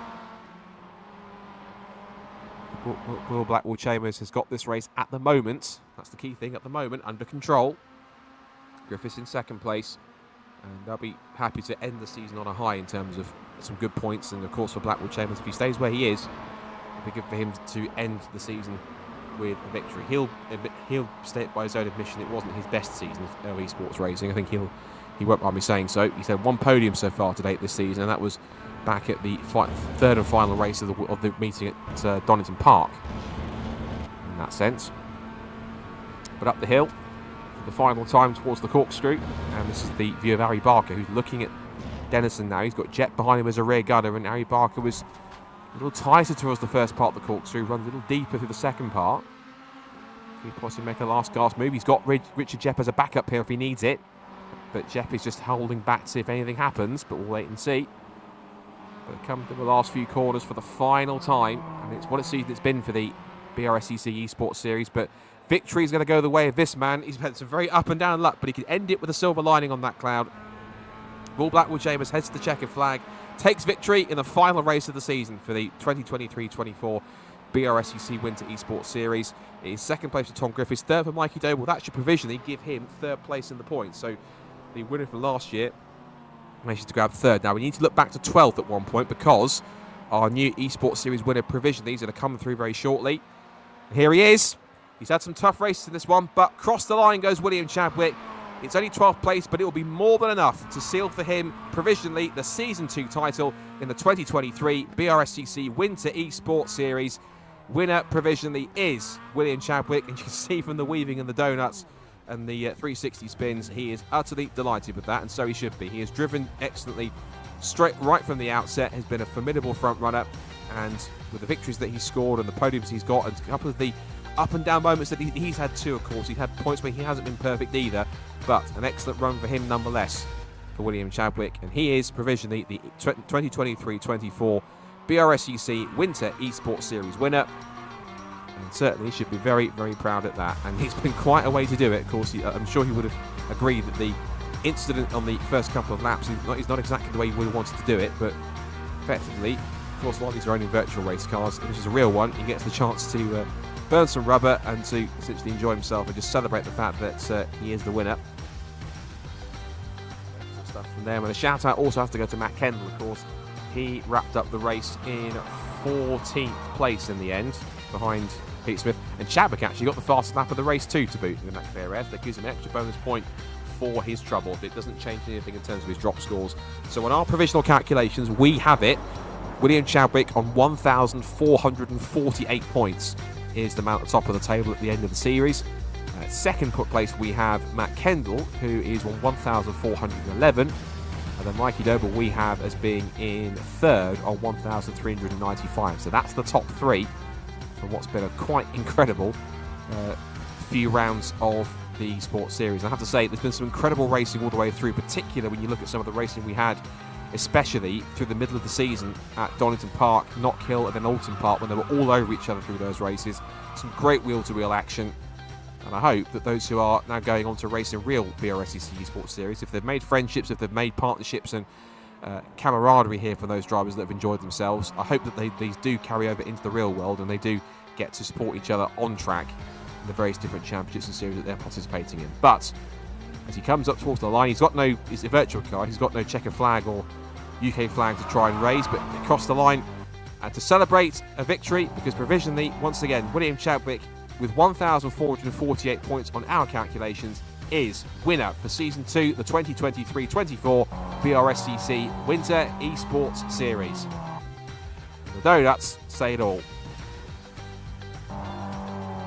Lining up the tyres, and certainly that's one he can be proud of, and I'm certain that will also give him plenty of confidence going into his real-world antics, where I believe he is going into real-world MX-5 racing once again this year. He's done a handful of rounds in the MX-5 Championship and in the Mark 1 MX-5 in the real world. I'm sure this will give him plenty of confidence to go into the real-world series and use all of that he's learned to full effect. He's even doing the NASCAR-style burnout against the wall here, I think it seems like. He's going to full effect with these burnouts at least. He's trying, but he's been running a little bit backwards, so making the most of the moment. And I think he realises if he does go backwards, it might possibly affect his iRating, but we'll be careful on that. And that's quite a nice gesture. First and second on points, coming together. And that's a bit of a nudge, I think, for Chadwick to say, well played. There's a bit of play here between the two of them. It's the end of the season. They can enjoy it. This is all friendly. It's all friendly. It's all banter. In fact, that pro wasn't to plan with the Kendall's front bumper moving off. But nonetheless, I'm sure we'll talk to him and we'll talk to Will and some others in the mix who we can have a chat to as well, I'm sure. But the results on our screen are as follows. Will Blackwell-Chambers wins the final race of the season from Tom Griffiths in second place. They were about 3 seconds clear from the fight for third, which was won by Mikey Noble in third place. He's the outgoing series winner, but he still at least looks as though he's set to pick up third in the points in the end. It's fourth for James Dennison, fifth for Ari Barker, sixth for Luke Herbert. Good effort for him to pick up through the order. From Chris Etheridge, Richard Harwood, Richard Jepp and Tom Monhemius. Then it is William Chadwick, Tom Selden for William Chadwick, who becomes 12th place, and with that provisionally clinches the Season 2 title. Then Pete Smith and Matt Kendall, and then we have Joe Doble, Mike Close and Ewan Charman to round out the order. I think we've actually got all of our top three, in fact. So what we might do is bring them in reverse order. We'll finish with Will Blackwell-Chambers, of course. It's been a big part of the admin side of things, so we'll bring him in last. But I think we should start in reverse order for what we have in terms of our points calculations. And let's start with third place, the man who has to give up his eSports title, but I'm sure that's not too much of a loss when he's got a British Touring Car Championship to prepare for. And that's Mikey Noble, so let's bring him in and just see how he found the season. Of course, what was been pretty eventful with lots of up and downs, but Mikey's finished the season. Congratulations. We have it on calculations that you finished in third place, so congrats to you. You did have to give up your eSports title, but you gave it a really good effort, and third place is still a good reward. Some up and down efforts tonight, particularly that end of the first race. We had that 3 wide moment into the final corner. But just talk about tonight, talk about the season and how much you've enjoyed it. As I hope you have. It's been quite a season, and one where you've had quite a bit more competition than last year. Yeah, absolutely. Yeah, I mean, it's always good fun racing in this championship, which is why I came back, because the racing's always really close. It's good to race against people you know as well. This year just wasn't quite my year. I mean, last year I had everything pretty smooth sailing, generally on the podium in most races with lots of race wins, and this year it's been a lot tougher. But like you say, the competition's got tougher this season. There's a lot more fast drivers out there, and just wasn't meant to be, but still a lot of fun. Yeah, plenty of battles up and down, even regardless of numbers tonight as well. Lots of battles to have had up and down the field. Of course, now you've got some real-world racing to focus back on again. Of course, you've got a season in British Touring Cars to prepare for with Power Max Racing. But things like sim racing, because you do quite a lot of sim racing in the off-season anyway, regardless of it's this or Tin Tops. I think you've also won a Tin Top sim racing title over the winter on top of that as well. As someone who races at a level like British Touring Cars, for those who might be wondering, how much of a benefit and how much of a practice platform does sim racing give you to keep sharp over the winter, so that when you do get back into the car for testing or for your first race weekend back for the season, you feel as sharp as you can be? Obviously, these are as real as they can be up to a point, but how much do you feel that running in sim racing keeps you race fit and sharp over the winter, so that you're as prepared as you can be when you get back into the car for real? Yeah, definitely keeps you sharp, and I think race fit as well, because you're in a race scenario and you're kind of having to think the races through the same as you do in the real world. Now, obviously, driving one of these Mazdas on iRacing is not comparable at all to the car I race in real life. However, the racing is. So, when you're racing week in, week out on iRacing against other class drivers that are really difficult to beat, it just means that when you come to do the first meeting after quite a long off season, around 6 months, you don't feel like you've not been racing for 6 months. You feel like you've had your competitive juices flowing all the way through the winter. And I don't know where I'd be without my sim in the winter. I mean, I can't remember life without it, to be honest. But no, I always love the competitive side of sim racing. I don't just do it for a bit of fun. I do genuinely want to win. But hopefully that will help me out as we go towards the real world season in a month or so time. And I'm sure that it's going to be, all the sim work that you've done will be quite beneficial in terms of, again, keeping you as ready as it can be, as it seems though it has. Just a closing thought, I mean, again, a second season that's had, I think, a lot more competition, as we talked about, compared to season one. So obviously you had to have a lot more battling up and down the order. But in terms of the quality of racing that we've had, for the most part, particularly some of the battles that we had at Donington Park, Knock Hill, Alton Park, even here a couple of points in Laguna Seca, from your point of view, just to ask a question, how impressed are you at the standard that we've had in season 2 compared to the first one? Of course, that's no slight on season 1, of course, because you had to fight hard for that, I think, against John Higgins Jr. and Will Redford, etc. But if it's felt like this year as though, at least I don't know what it was like from your driver's perspective, just the level of racing, the level of skill and the talent actually came up a notch in the second season compared to season 1. Yeah, I mean, I think that drivers like Will, I've raced him before, Will Chadwick, and in other series, and I know that he's extremely quick and he's got an extremely high I rating, which means that from the official racing he's always there or thereabouts in the top splits. But there's also more drivers that are capable of winning races this year. I think last year it was kind of a 3 or 4 horse race in most races, but you've had people like Matt Kendall, Will Blackwell Chambers and James Dennison that have improved or come into the season and now one of the front runners that are competing for wins. And now if you're slightly off your game in qualifying, as I've been on numerous rounds this year, you're starting on the 3rd or 4th row on the grid, as opposed to perhaps row 2. So yeah, I mean, qualifying's been crucial this season to set up your night, and I think ultimately if I was to look back, that's probably where I haven't quite nailed it this season. Started off well with a pole actually at Silverstone, but it's kind of gone downhill from there. So, but no, I'm impressed with the quality of racing at the front, how quick everyone is. I think there is a little bit of experience, a bit of a disparity throughout the field with people that aren't quite used to sim racing. I think that it would be a little bit better for the broadcast and better for the regular sim racers if people maybe just got a little bit better with circuit space around them, spatial awareness and stuff like that. But that just comes with time on the sim, and perhaps they're not on the best of rigs as well. You have to factor that in. But no, it's quality racing all up and down the field, and hope to be back next year to try and win my title back. Yeah, well, you've got a touring car season to get through first of all, so I'm sure that'll be your main priority. But I think I speak for everyone to say, first of all, it's been great to have you back, of course, to be back in the series, of course. And I think for anyone that supported you through the BMW Compact Cup days and still does so going forwards, I'm sure that they'll all agree with Johnny in saying, for your second season of British Touring Cars, very best of luck for it. And there's a lot of people that you've raced through in the Compact Cup paddock, they're going to be behind you in terms of for success. And all being well, whatever the plans for season 3 are, of course, if you are going to be back, hopefully we'll see you there. But for now, again, thanks for taking part. Congrats on what we believe provisionally is 3rd place in the standings.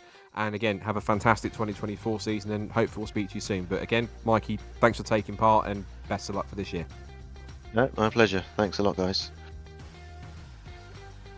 Great stuff. So Mikey Doe with 3rd place provisionally, we have him in points. Excellent work from him. Let's now bring in the... We're going to bring in beforehand, because we also had a couple of podiums tonight. Let's bring him in before we get to 2nd place. Let's bring in James Dennison, because he's had quite a journey up through the season. Had to get up to speed. Of course, been sharing a car in real life with Pete Smith, but he's been doing it as a teammate throughout the season. And a couple of podiums tonight, which certainly have served him well. James, a decent night for you. I think we can start with essentially that skirmish at the final corner in race number 1, because you had both William and Mikey all over you, and it was just a case of just trying to keep your nose clean and trying to keep up what could have been a bit of trouble if you'd all come together at the same point. It was quite an eventful night overall, but it was started in quite an energetic way for you, at least at the final corner. Yeah, it did. And to be fair to William, the only reason I was keeping up with him at that point was he got a couple of penalties through the corkscrew. But yeah, coming into that last lap, I was ahead, and it was the corner after the corkscrew, not sure what it's called, but it's a left-hander, and I knew at that point that he'd got me because I went a little bit wider in and he stuck his nose there and I couldn't turn across. So I knew that he was going to have the inside for the last corner at that point. So it was just a case of try and hang it around the outside and carry the speed, but yeah, he was a bit too clever for that. Obviously, Mikey wouldn't miss an opportunity, and they both got under me, but it was a good race. I can't complain too much. Yeah, and the rest of the night you were up and in the mix as well, of course, and battling with some of your teammate and the two Norfolk racing cars in the mix. In particular, a bit of a jumble up for the third race when we had that reverse grid. But I mean, when we take tonight into consideration, and also in fact the amount of progress that you've made from the start of the season to where you are now, and you're fighting up there at the front. I mean, how proud are you of the progress that you've made? Because you've been one of the drivers throughout this season that have made a phenomenal amount of progress over the rounds. And I think where you started out at Silverstone is light years away to where you now are at the front of the field in terms of the pace that you've got. How proud and how pleased are you of the progress that you've made from where we started at Silverstone to where we ended up here at Laguna Seca? Yeah, really pleased. To be honest, I thought I was decent at the MX-5s beforehand, but yeah, started the first race at Silverstone, and it was quite a big shock. There was a few things that I think kind of explained why I wasn't great. I think I didn't pull myself together enough was one of them. But throughout the season, it's just got better and better. And yeah, I've learned a few tricks from some of the eSports drivers, and always had Pete asking me why I'm not doing better. He's my teammate, and it's been a really enjoyable year. And I think I've got to say thanks to Will Blackwell Chambers and Matt Kendall and Jack for running the series, and also the BRSCC and to the sponsors on our car actually as well. I know it's sim racing, but they're still important for us. So Alba Studios and Quadra Pumps and Josh Bromley Racing for running it like he did for part of last year. So yeah, it's been a good progress. Pleased with how it ended. Wish I could have done that in the first half, but yeah, I've had a great time. It's been a nice break in the winter to enjoy myself on a Thursday. Excellent. Well, it's been great to have you take part. And of course, now you'll be looking forward to real world plans for this season as well. Just to give us a different reminder of what the plans are for you this season, and potentially how much do you think racing in this series is giving you a bit of extra prep to what you'll be going into for this year? Yeah, absolutely. I think it has. It's been really tight, close racing, and it's been great practice for that, because the racecraft is one of the best things that you can learn from sim racing, I think. So that's been brilliant. As for this year, it's currently TBC. I'm sure a lot of people are in that same position, but I'll be supporting my teammate in this series, the other purple car, Pete Smith, as he does the Clubman series in the MX-5 in the BRSCC with this particular livery on the car. So yeah, I'll be around, but not quite sure what I'm going to be racing yet. Great stuff. Well, hopefully we see you on track very soon. Again, thanks again for taking part in that sense and being a part of the grid. And great to see you make the progress that you have from the start of the year. And of course, whatever plans there are for season 3, hopefully we'll see you back. And at some point, once you do confirm your plans, we look forward to seeing whatever they are and whatever you're at in track. But for now, at least, great racing tonight, great racing throughout the season, great progress.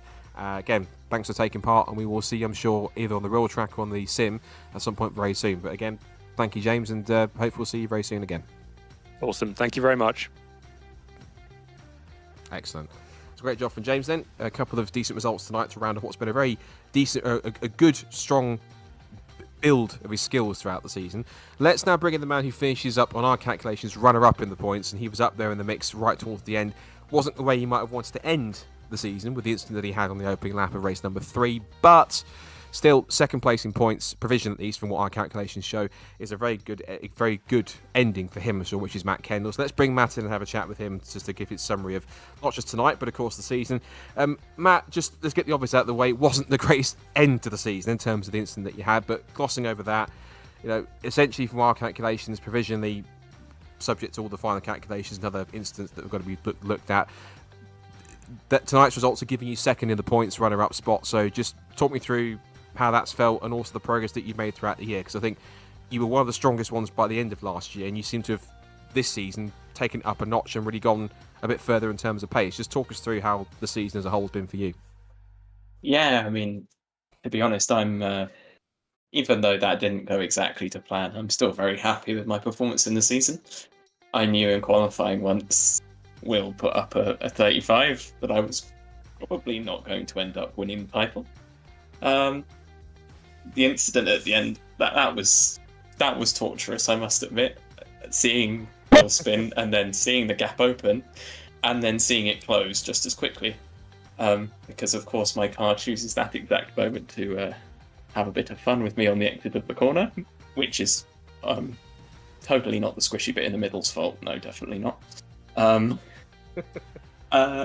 Yeah, it's just been a really good year. I'm just really chuffed to be in that, even in the conversation for that title against Will and Heads and all the others who are really, really fast. So just being the guy who was most likely to overcome him, even if it was very unlikely, is a big achievement, and I'm very proud of that. No, so you should be, because you've definitely made some great progress compared to where you were at the end of last season, which was strong. And of course, you've been up there and getting quicker and quicker as the season has gone on. And again, it's a couple of things I've remarked with a couple of the other guys I've spoken to just now is that what are your thoughts on the fact that we've had so much of an increase in the competition levels? Again, last year was the first time we did it. So there was people feeling their way through the season and trying to get themselves, adapted to racing in an eSports environment and that sort of thing they might not have done so much before. This year now, there's been more drivers that have come in that either do it more regularly outside of this or anything else. But one thing I think we've noticed is that the field spread has closed up a lot, and there's been a lot more front-running cars in that lead group, including yourself and others. So how impressed have you been personally with just how competitive this year's been compared to last year, and how much that lead group has grown, even race by race, in terms of how people have gotten quicker throughout the year? I mean, it's astonishing. It's really great for the series and the club. Last year we had 3 or 4 cars per race that probably had a chance at the front, and now, as you say, it's 6, 7, 8, 9 at some tracks. At Alton we were talking trains that stretch back into the top 10. It's just really great to see. We've got so many quick guys on the grid now, and it's just such a high level of competition for what was originally envisaged for it. I personally was taken off guard with how much effort everyone was putting in. It's so great to see, but it's you could be forgiven for thinking this had money behind it with how serious, as in like as a prize fund, because people are putting so much time and energy and passion into preparing for the race. It's amazing. Yeah. Speaking of preparation for racing, of course, with the eSports season done, real world racing season now coming up upon us. In terms of plans, obviously you've been in the BMW Compact Cup in previous years.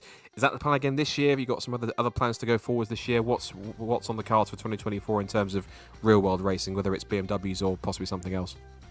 My BMW, I think, might still be in bits. Have to check that, but it should be all right for the season. I did rather bend it somewhat at the end of last season. Again, squishy bit issue. But it should be ready for the season, and there's some sim racing stuff that I'm going to try and do as well. So, yeah, it's going to be a busy year.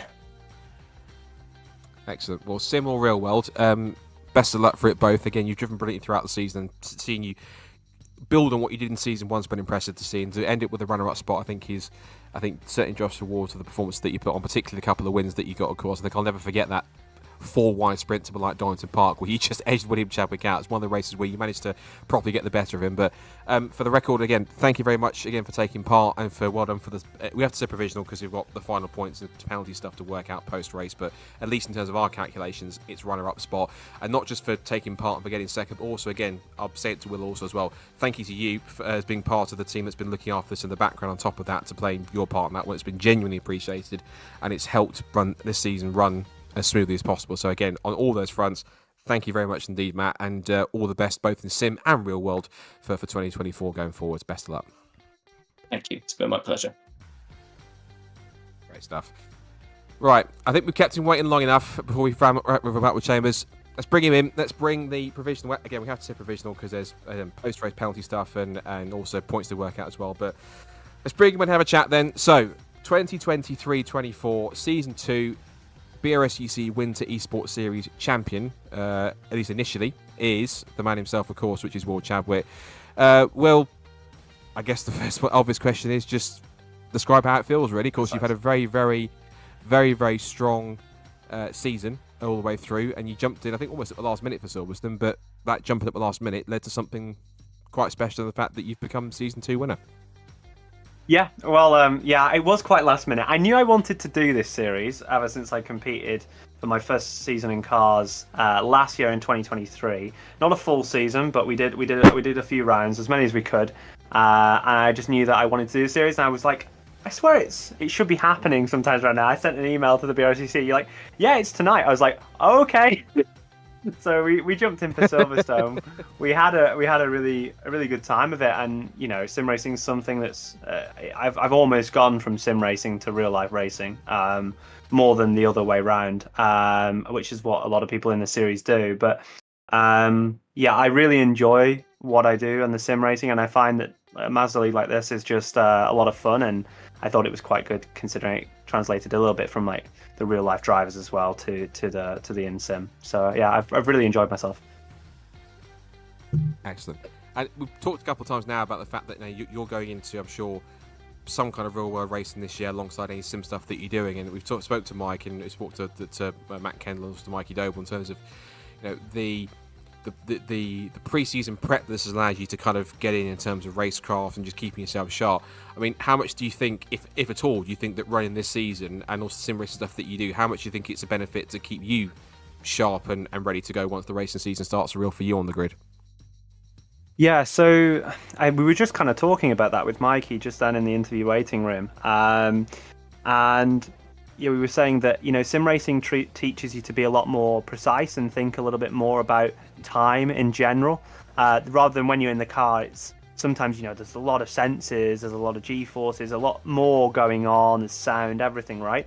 Whereas in the sim, it's a lot quieter. You see the time a lot easier. Your vision's more stable, and it makes you think a lot more about time. And like you say, racecraft as well is really important, especially in a series such as this. So I think it really helps you build up your racecraft, but mainly I think it makes you think about time itself and where to gain time on a track in a different way. And I'll certainly take that into my my second attempt at a full MX-5 Mark 1 season in the championship class for next year.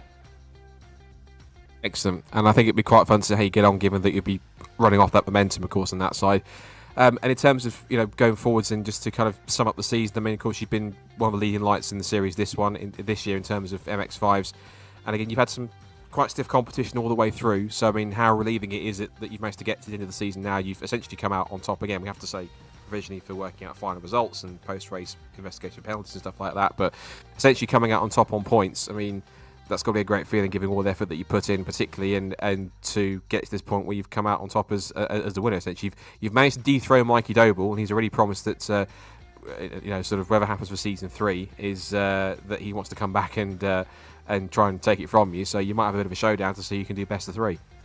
I've raced against Mikey now for a good number of years on the sim. He's been one of the more active real drivers on the simulator. I think whenever you look at drivers that have got a lot of skill from the real world, it always translates to the simulator, whether it takes them a bit of time or not.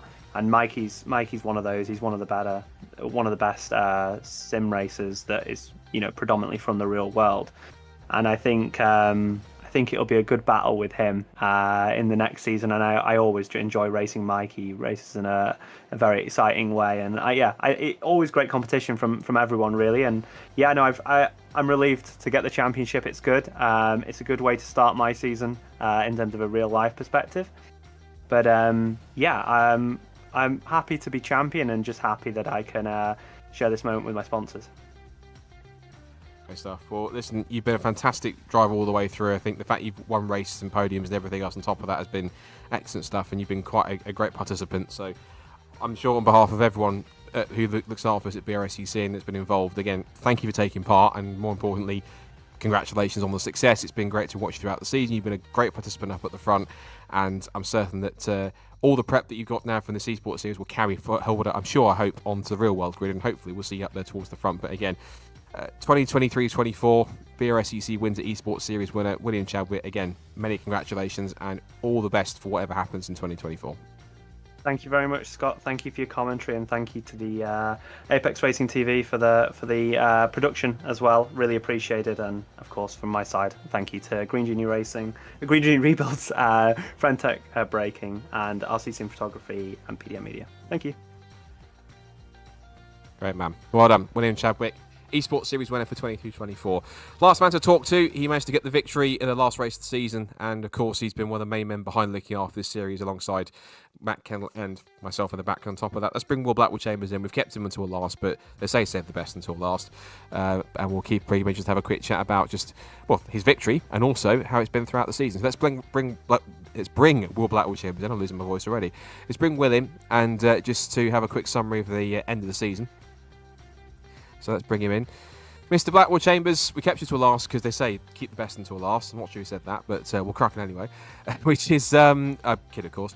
So, first of all, race victory, which of course is a nice silver line to what's been a very up and down eSports series for you. I think that's to say the least, but a good way to end it, and a good way to end what's been, I think, on the whole, a superb second season, given the quality of the racing that we've had in terms of the talent, the wheel-to-wheel stuff, and all in all, just the participation across the board from the take-up and from people involved in it. So just give us a summary of not just tonight, but the whole season. Well, it's taken me 2 years and all the leaders having an accident for me to finally be able to win one, but I'll certainly take it. But no, it's been fun to run this series. Win's a win. Yeah, a win's a win. I'll take it. And it's amazing. You actually start getting some of the same feelings that you do when you're actually racing for real, which is very strange when you're sat in your simulator in your office. But no, it's been a really, really good series. It's been really good to see it grow over these last 2 years. It's good to see a really strong user base within the community. You know, you've got a lot of real life racers in there. Everyone's still enjoying it, and it's great to sort of round out another season. Obviously, it'll be up to the BRSCC if we get renewed for another season, but I don't see why not. But yeah, it's been brilliant. Massive thanks to yourself, Scott, for all the commentary and sort of making it happen for the TV side of thing, and of course for Apex Racing TV for getting this all out there, as well as the Hydra Race series sponsors for providing the trophies and bits and pieces for the league. Great stuff, yeah. And of course, you've been an integral part of the background along with Matt to putting this all together. So I'm certain that whatever the plans are going forward to season 3, as and when it comes to sorting those out, I'm sure we'll work on those in due course. But in terms of season 2, I was just talking to some of the other drivers and kind of repeating a bit kind of what they said as well, is that we talked about the increased level of competition, and just compared to season 1, there was some good competition at the front there, but season 2 I think just took it up to a completely different level. And some of the racing, particularly in the middle part of the season when we had those close battles at Donington Park and Knockhill and Alton Park, this has been a season 2 where there was a benchmark and we haven't just surpassed it, we've smashed through it, and there's now some very good drivers. Of course, Mikey came back for a second season. Guys like Will Chadwick and Ted Bradbury involved, and others in the mix who've been pretty quick, of course, yourself and Matt Kendall and everyone else who's been in there in the mix. This has been a season where it's taken the base of the groundwork from Series 1 and just taken it up, dialed it up several levels, and really shown that when everyone's on it, it's a really competitive series to be a part of. Yeah, I think, it's been, as you say, it's been noticed. People sort of saw what we did in season 1. We saw the success of it. The fact we've had quite a few esports drivers coming in. We've got a touring car driver in the series. It's attracting some maybe bigger names than we were expecting, and it's made for some fantastic racing. So yeah, it's been just fantastic to sort of see it evolve. Yeah, definitely. And of course, now going forwards for real world for 2024 in the real world, I anticipate you'll be back in the MX5 Super Cup this year, in terms of, or if not, whatever the plans are. But what's the plan going forward now for 2024? What are you looking forward to this season? Well, we're back in the Clapham North Super Cup car, so really looking forward to getting back on track with that. We've had a not a huge amount of winter testing, but we're out this weekend, so we'll see what that brings. And yeah, really looking forward to the first round at Silverstone and sort of getting back on circuit and seeing what we're, see where the car is, see where we are. Hopefully we're on the pace and kind of build from there. You got a title to get back. You won it in 2022, so I'm sure you'll be up for the fight. But nonetheless, I'm sure you'll be up there regardless of how testing goes on Saturday. Just whilst we're on broadcast again, I've said it to Matt as well, but of course I'll say it publicly here. For all of your work behind the scenes to put this together, in many cases, the admin stuff that you've done and everything's done on the iRacing side, genuinely, alongside with Matt, but in this case yourself, genuinely a massive, massive thank you and appreciation and gratitude for everything you've done, not just for this one, but for season 1 on top of it as well. And I know there's been 1 or 2 headaches along the way, but is what it is, and these things happen. But ultimately, I think you've done a great job in looking after it in the background and getting everyone where they need to be for races and stuff. Obviously, you've been a great participant on top of that as well. So again, just a very, very big thank you for all the work you've done behind the scenes and for being a part of it, and for also doing a grand job, and of course for winning tonight. And yeah, all the best for 2024 in terms of Super Cup and going forwards. And I'm sure that in terms of plans for season 3, they'll come to fruition at some point later on down the line of the season when we have the chance to digest it, and then we'll see where we go from there. But in terms of that, again, thank you very much for all your efforts, and goes without saying, very, very best of luck for everything in Super Cup this year, Will. And again, just thanks for all your efforts. Cheers, Scott. Thanks for that. I'll see you at round 1. You will do. Good stuff. Thank you, Will. And that, ladies and gentlemen, is all she wrote. That's it. That is the 2023 BRSCC Winter Esports season done and dusted. It is complete. 6 meetings, and we have ourselves a winner in Will Chadwick. Of course, again, everything's provisional given the fact that we still have to work through the final calculations of points of everyone that took part, and also any post-race investigations that could result in penalties and things on top of that. But nonetheless, it has been an amazing second season. Again, the standard of racing has been absolutely up there. The quality of the drivers that we've had on top of it has been great too. And to watch it develop into what we've had has been incredible. Thanks again has to go to both Will Blackwood Chambers and Matt Kendall. They've been 2 very integral parts of making sure that this eSports series runs as smoothly as possible in the background. So massive, massive thank you and credit has to go to them, and gratitude for all their efforts. Thank you to Hydra Race, who've been so good, kind enough to support and sponsor the series as well.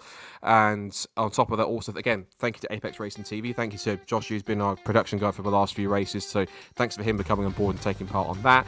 Thanks to Apex Racing TV, to Lee Thompson, and all the guys that have been involved in that side too, for allowing us to broadcast it and bring it to you guys here on the BRSCC YouTube channel and on the Apex Racing TV channel on top of that as well.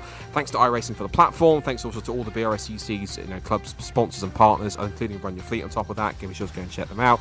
And thank you for watching, for all those who've been watching throughout, whether it's live or post-broadcast on top of that. Thanks for supporting it as well, and for supporting the BRSCC and the club. Of course, the real-world racing season does get underway March 16th and 17th at the home of British Motorsport, Silverstone International Circuit, where you'll see Mazda MX-5s as part of the opening weekend programme, amongst other top series and championships from BRSCC, one of the leading clubs in British Motorsport. But from myself, Scott Woodward, again, a big gratitude to everyone that's been involved in this one, and thank you so much for supporting it, taking part in it. Of course, to all the drivers and teams that have taken part as well, for all their efforts, for buying into the series for season 2, and for taking part in it and supporting it, enjoying it all the way around, and for just enjoying it from start to finish. Again, massive thank you to everyone that's made this happen, from drivers to admin and everything else on top of that. The season, of course, begins in a few weeks' time. Be sure to head to brscc.co.uk for all the information on championships and series and the calendar of events for this season. Of course, we've got British GT, the Genestra coming on board this year, TCR UK events, and a lot more going forwards. It's going to be another action-packed BRSCC season in the real world. But for the esports side of things, we wind down and take a break until the next time. But until then, for all of us here at BRSCC, again, thank you. Big thanks and gratitude for all the support and for the viewership and for taking part. And until next time, thanks for watching, and we'll see you for more esports racing down the line in hopefully a few months' time. Bye for now. Are you struggling for consistency in your sim racing? Does your iRating look like a roller coaster? If so, we have good news for you. The way to get more consistent is to first understand what you're doing differently than the professionals. And VRS is the answer. With our competitive subscription, you will have the telemetry, setups, tutorials, and everything else you need to fully analyze your driving. Our data packs and the ability to compare your driving with the best in the world will show you exactly where to adjust your inputs, change your driving line, and shave seconds off of your lap times. And our powerful and precise Direct Force Pro wheelbase and precision pedals are being used by some of the world's best drivers. All these champions agree that VRS hardware is not just the best on the market, it's also priced well below the competition. So if you're looking to upgrade to direct drive and the best pedals in sim racing, VRS is your answer. If you want to get better, get faster, and make it happen sooner rather than later, you owe it to yourself to find out why so many people are switching to VRS. You'll be so glad that you did. Visit www.virtualracingschool.com and learn why the best use VRS.